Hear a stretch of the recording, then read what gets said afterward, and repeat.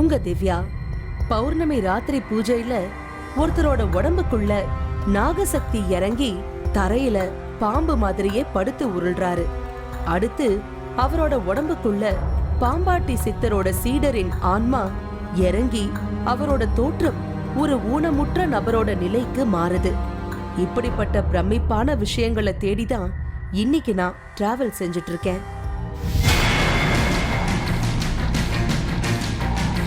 பாம்பு போல் தரையில் ஊர்ந்து பாம்பாட்டி சித்தரின் சீடராக உருமாறும் காட்சி.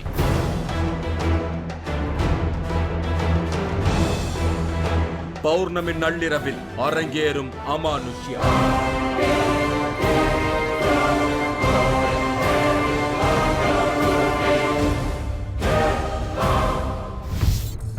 மலைகளுக்கும் குகைகளுக்கும் போனாதான் சித்தர்களை பார்க்க முடியும்னு நம்மோட நிகழ்ச்சியில பார்த்திருக்கோம். நானும் அப்படி சில மலைகள்ல சித்தர்களை நிறையவே தேடி இருக்கேன். ஆனா இன்னைக்கு நான் தேடி போகும் சித்தர் மலையில இல்ல. பௌர்ணமி பூஜையில ஒருத்தர் சித்தரா மாறும் அமானுஷ்யம் நடக்கிறதா எனக்கு ஒரு தகவல் கிடைச்சிருக்கு. அத பார்க்கதான் இன்னைக்கு நான் திண்டிவனத்துக்கு பக்கத்துல இருக்கிற சந்தைமேடு பகுதிக்கு போயிட்டு இருக்கேன். இதுதான் நான் தேடி வந்த இடம், நாகசக்தி சித்தர் பீடம்.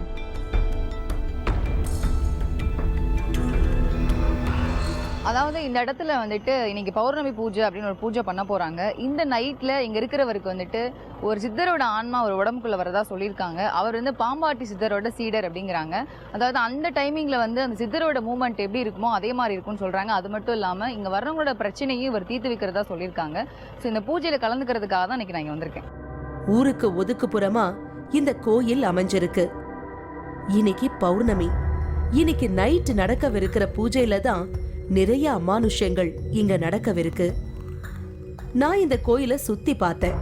இந்த கோயில்ல முப்பெருந்தேவியா அம்மனுக்கு வழிபாடுகள் செய்யறாங்க. பலவிதமான சிலைகள் இங்க வழிபாட்டுல இருக்கு. என்ன ரொம்பவே அட்ராக்ட் பண்ண ஒரு விஷயம் இதுதான்.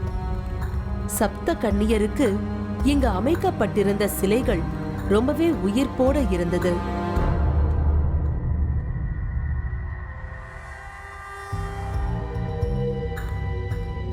சித்தரோட சக்தி இறங்கின ஒரு மரத்துக்கு வித்தியாசமா பெயிண்டிங் எல்லாம் செஞ்சு வச்சிருந்தாங்க. இவருதான் வெங்கடேசன். நான் எதிர்பார்த்து வந்திருக்கும் அமானுஷ்யங்களை எல்லாம் இன்னைக்கு நைட் செய்யவிருக்காரு.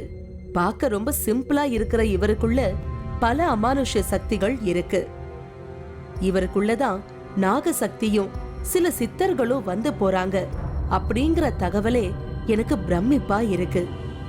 இங்க ஒரு போட்டோவை நான் பார்த்தேன். பெராலிசிஸ் அட்டாக் வந்தது போல ஒரு கையும் காலும் இருக்கு. வாய் ஒரு புறமா கோணிட்டு இருக்கு. இன்னொரு கையில ஒரு தடி இருக்கு. இது வேற யாரும் இல்லைங்க, இதோ இங்க உட்கார்ந்துட்டு இருக்கிற வெங்கடேசன் தான். ராத்திரி நடக்கிற பௌர்ணமி பூஜையில இப்படி ஒரு வித்தியாசமான தோற்றத்துக்கு மாறிடுவாராம். பார்க்கும் போதே டெரரா இருந்தது.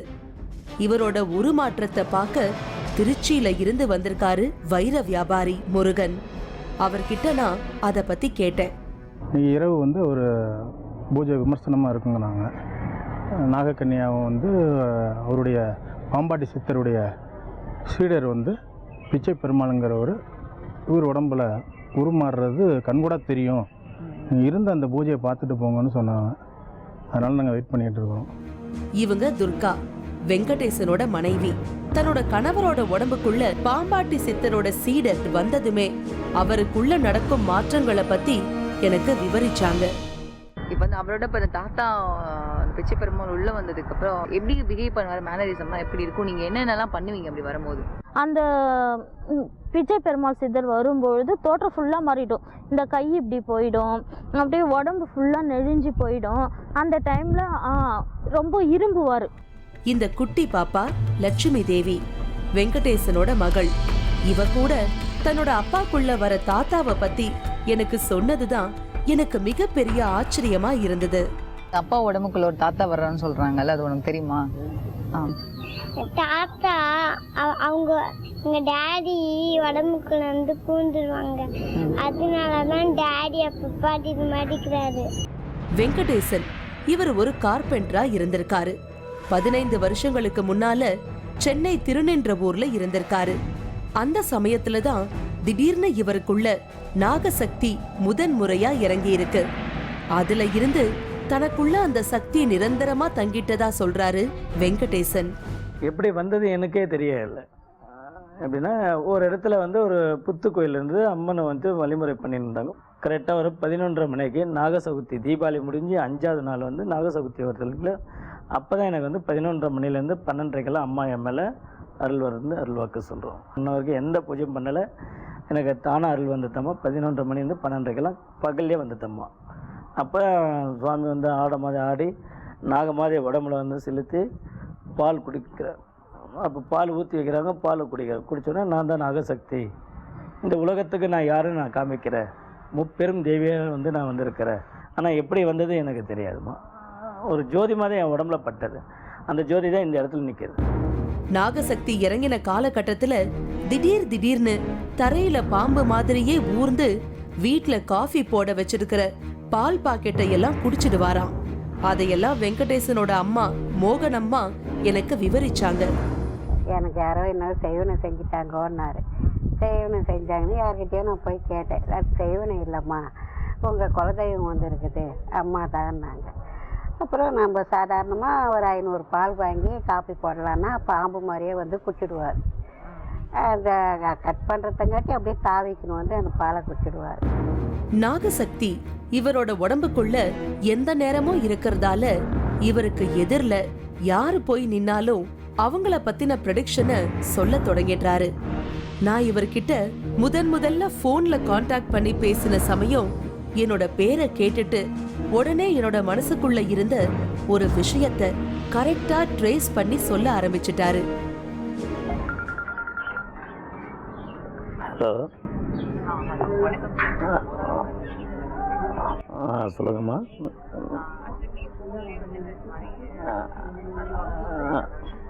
ஆமாம்மா, ஓகே.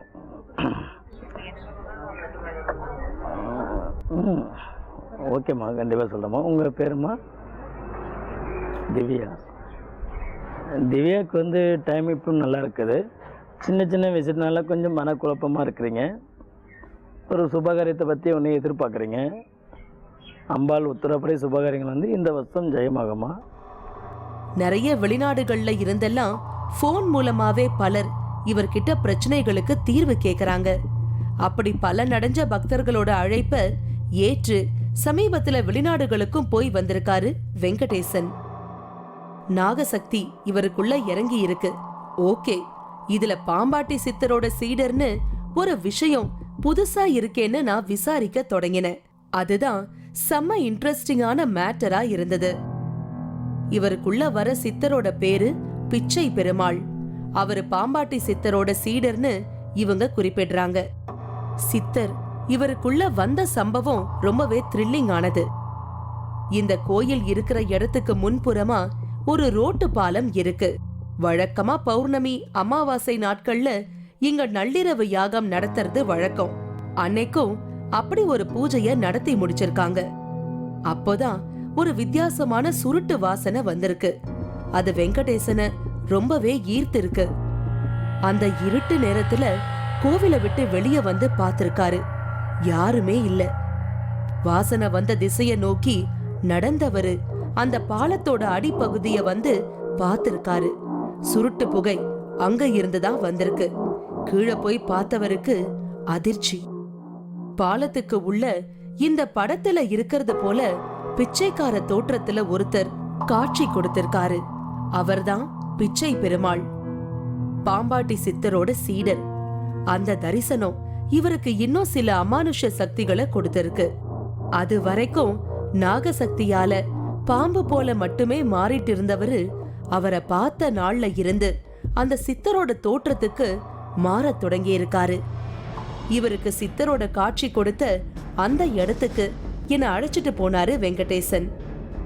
கோயிலுக்கு எதிரிலேயே இருக்கு இந்த பாலம்.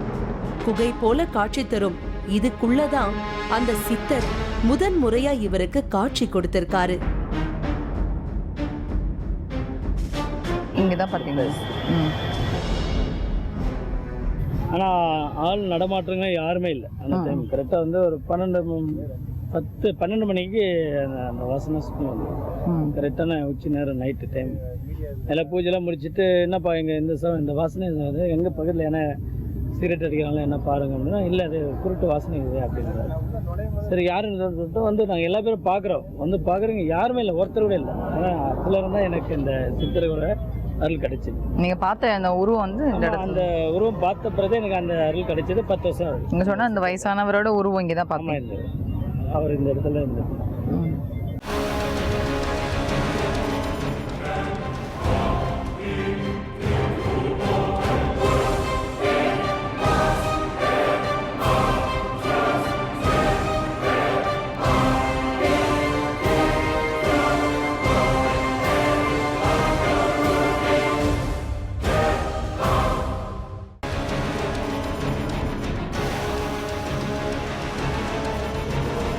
ஆச்சி மசாலா வழங்கும் 3வது கட் powered by Twin Birds legging. இடைவேளைக்கு பின் தொடரும்.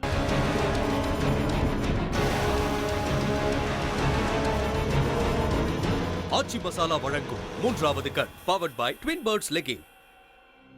இன்னைக்கு நான் திண்டிவனம் பக்கத்துல இருக்கிற சந்தைமேடு பகுதியில ஒரு கோயிலுக்கு வந்திருக்கேன். இங்க பௌர்ணமி நைட் நடக்கிற பூஜையில நாகசக்தி ஒருத்தரோட உடம்புக்குள்ள இறங்கி பாம்பு மாதிரி அவரு மாறுவதையும், அடுத்து பாம்பாட்டி சித்தரோட சீடர் அவரோட உடம்புக்குள்ள இறங்கி வேற ஒரு மாறும் அமானுஷத்தையும் பார்க்கதான் இங்க வந்திருக்கேன். இங்க நடக்கிற இந்த அமானுஷத்தை பார்க்க ராத்திரி ஆனதும் ஆட்கள் வர தொடங்கினாங்க. யாக பூஜைகள் எல்லாம் ஆரம்பமானது.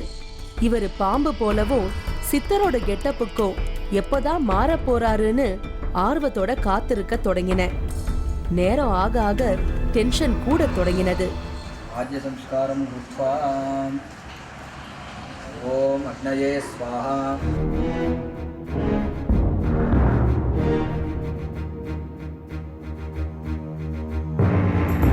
யாக பூஜைகள் முடிஞ்சதுமே அங்க வந்திருந்த ஒரு சிலர் சாமியாட தொடங்கினாங்க.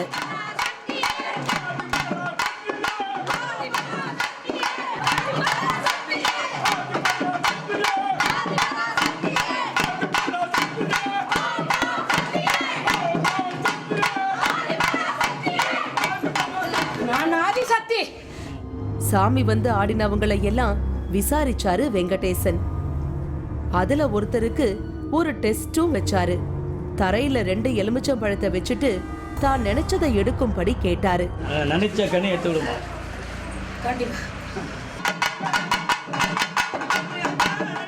அவங்களும் அத கரெக்டா எடுத்ததுமே திருப்தியானாரு.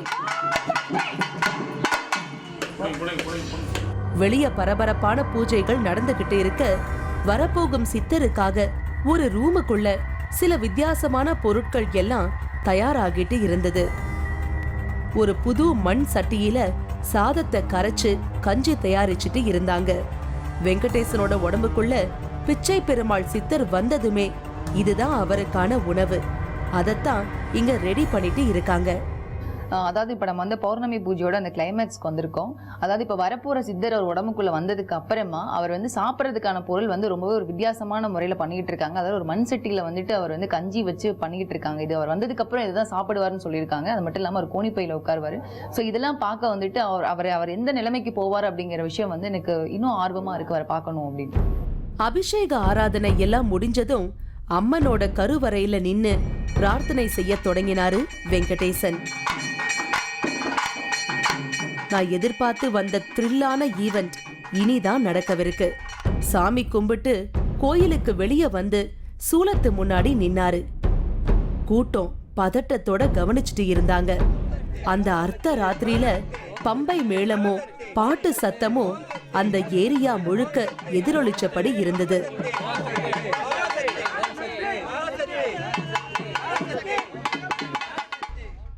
கண்களை மூடி நின்னுட்டு இருந்த வெங்கடேசனோட உடல் லேசா ஆட ஆரம்பிச்சது. கையில இருந்த வேப்பிலைய மெதுவா வாயால கடிக்க ஆரம்பிச்சாரு. அவரோட சிக்னல் கிடைச்சதுமே தயாரா இருந்த தண்ணியை எடுத்து அவர் மேல ஊத்தினாங்க. அடுத்த வினாடி தரையில விழுந்து பாம்பு மாதிரியே நெளிய தொடங்கிட்டாரு வெங்கடேசன். எந்த பக்கம் நகருவாருன்னு யாருக்கும் புரியல. பாம்பு போலவே ஊர்ந்துகிட்டு உருள ஆரம்பிச்சாரு.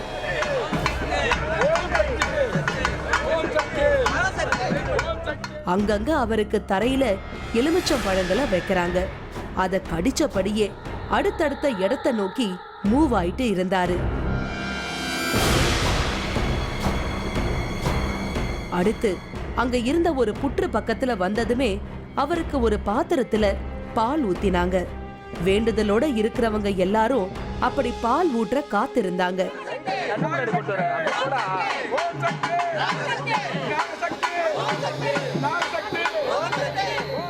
இப்ப பாம்பு ரூபத்துல இருக்கும் அவருக்கு நானும் பால் ஊத்தினேன்.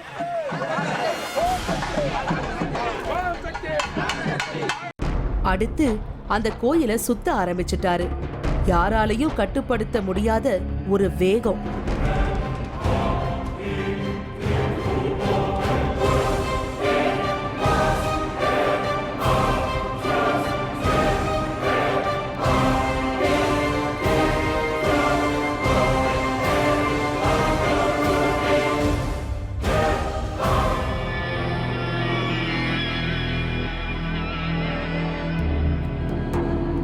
வெங்கடேசன் நாகமா மாறின இந்த காட்சிய பார்த்துட்டு இருந்த தருணம் நான் சுத்தி இருந்த எல்லாத்தையுமே மறந்துட்டேன்.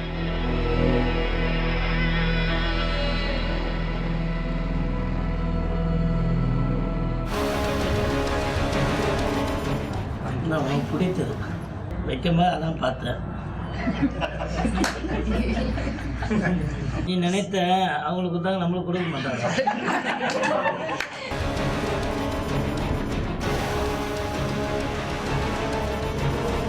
ஆச்சி மசாலா வழங்கும் மூன்றாவது கண் powered by Twin Birds legging. இடைவேளைக்கு பின் தொடரும்.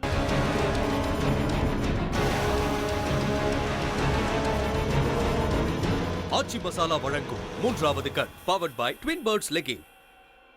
நான் இன்னைக்கு திண்டிவனம் பக்கத்துல இருக்கிற சந்தைமேடு பகுதியில இருக்கும் ஒரு கோயிலுக்கு வந்திருக்கேன். பௌர்ணமி ராத்திரி நடக்கிற பூஜையில பாம்பாட்டி சித்தரோட சீடர் இங்க இருக்கிற வெங்கடேசன் உடலுக்குள்ள இறங்குறாரு. அந்த சமயத்துல வெங்கடேசனோட தோற்றம் வேற மாதிரி மாறுது. அத பார்க்கதான் இப்போ நான் வெயிட் பண்ணிட்டு இருக்கேன். அடுத்து அப்படியே அவருக்குள்ள சில மாற்றங்கள் தெரிய ஆரம்பிச்சுது.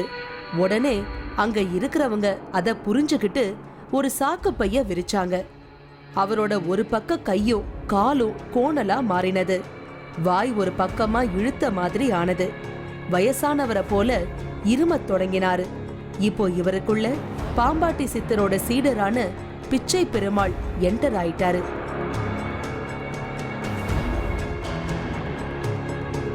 கருவறையில இருந்த ஒரு தடிய கொண்டு வந்து கொடுத்தாங்க. தடிய கையில வச்சுக்கிட்டு அவர் கொடுத்த போஸ் இதுதான்.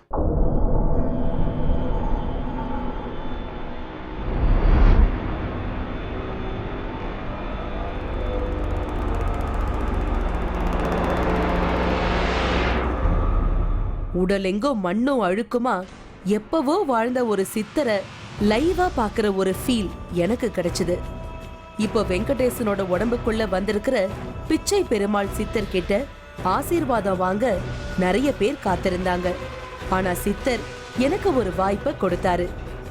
நான் அவர்கிட்ட பேச தொடங்கினேன்.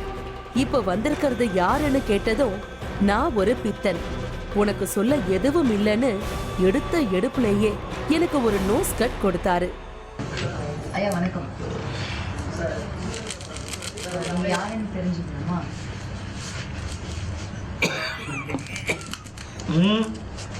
இல்ல இப்ப உங்களுக்குள்ள வந்திருக்கிறது, இப்ப நீங்க பேசுறது எனக்கு யாருன்னு தெரிஞ்சுக்கலாமா?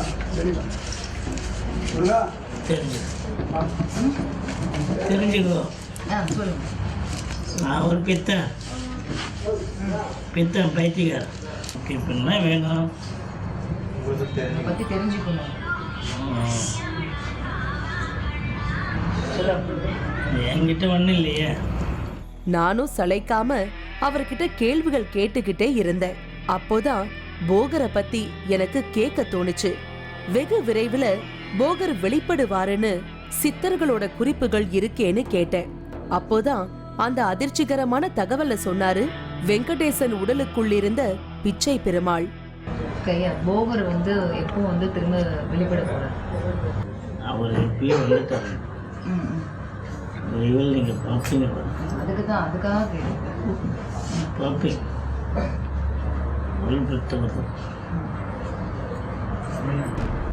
ஒவ்வொரு செயலுக்கும் காரணம் இருக்கு. அப்படி நான் இங்க வந்த காரணம் போகர் பத்தின இந்த புது தகவலுக்காகத்தான்னு நான் புரிஞ்சுக்கிட்டேன். இவருக்கு முன்னால ஸ்வீட்ஸ் நிறைஞ்ச ஒரு தட்டை வச்சிருந்தாங்க. அதை இங்க வச்சதுல இருந்து எனக்கு அது மேல ஒரு கண்ணு இருந்தது. அதை கரெக்டா கண்டுபிடிச்சு அதே ஸ்வீட்டை எடுத்து எனக்கு கொடுத்தாரு. பிடித்தது வைக்கும்போது அதான் பார்த்தேன். முன்னாடி தெரிஞ்ச நம்ம 2 வாங்கி சாப்பிட்டோம். அத கேமரா வழியா பார்த்தபடி எங்களுக்கு எல்லாம் ஸ்வீட் இல்லையான்னு நினைச்சுக்கிட்டு இருந்த கேமராமேனுக்கும் ஒரு ஸ்வீட்டை கொடுத்து எங்களை எல்லாம் அசர வச்சாரு. நீ நினைத்த அவங்களுக்கு தான் நம்மளுக்கு கொடுக்க மாட்டாங்க. நிறைய பேர் அவர்கிட்ட தங்களோட பிரச்சனைகளுக்கு தீர்வு கேட்க காத்திருந்தாங்க. நான் அவங்களுக்கு வழி விட்டுட்டு விலகினேன். வழக்கமா சுருட்டு பிடிக்கிற பழக்கம் பிச்சை பெருமாள் சித்தருக்கு இருக்குன்னு சொல்லி இருந்தாங்க. ஆனா இன்னைக்கு ஏனோ சுருட்டு பிடிக்கல. எல்லாருக்கும் பொறுமையா தீர்வுகளை சொல்லிட்டு இருந்தாரு. மண் கொடுவையில அவருக்கு சாப்பிட வச்சிருந்த கஞ்சியை எடுத்து குடிச்சாரு. நான் காலையில பார்த்த வெங்கடேசனையும் இப்போ அவருக்கு வந்திருக்கிற இந்த புது தோற்றத்தையும் ஒப்பிட்டு பார்த்தேன். வியப்பா இருந்தது. வெங்கடேசன் உடம்புல இருந்து பிச்சை பெருமாள் வெளியேறும் நேரம் வந்தது. அடுத்த சில நொடிகள்ல திரும்பவும் பழையபடி மாறி அம்மனை வழிபட்டாரு வெங்கடேசன்.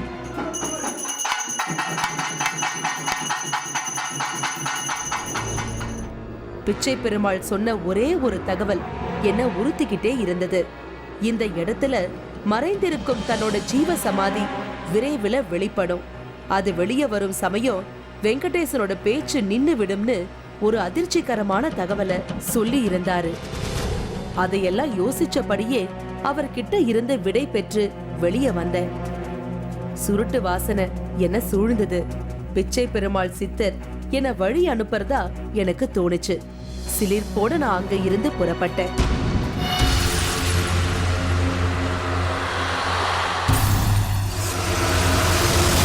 வேற ஒரு அமானுஷ்யத்தோட திரும்பவும் நான் உங்களை வந்து சந்திக்கிறேன். அதுவரை உங்களிடமிருந்து விடை பெறுகிறேன். இந்த நிகழ்ச்சி வரும் வாரம் திங்கள் அன்று மாலை 4:30 மணிக்கு மறு ஒளிபரப்பாகும். இரத்த பலி கொடுத்து பூஜை செய்தார். வைத்த செய்வினையை எதிரிகளுக்கே திருப்பி அனுப்பும் நள்ளிரவு பூஜை. யார் செய்தாங்களோ செய்தவங்களுக்கு திரும்பி போக திருப்பட்டூர் காளி கோயில் அமானுஷ்யம். நீங்களும் இந்த திகில் பயணத்தில் கலந்து கொள்ள ஒரு வாய்ப்பு. 3வது கண் டிவி ஷோ என்ற ஃபேஸ்புக் பக்கத்தில் எங்களோடு இணைந்திடுங்கள். உங்களது அமானுஷ்ய அனுபவங்களை பதிவு செய்து இந்த நிகழ்ச்சியில் பங்கு பெறும் வாய்ப்பை பெறுங்கள்.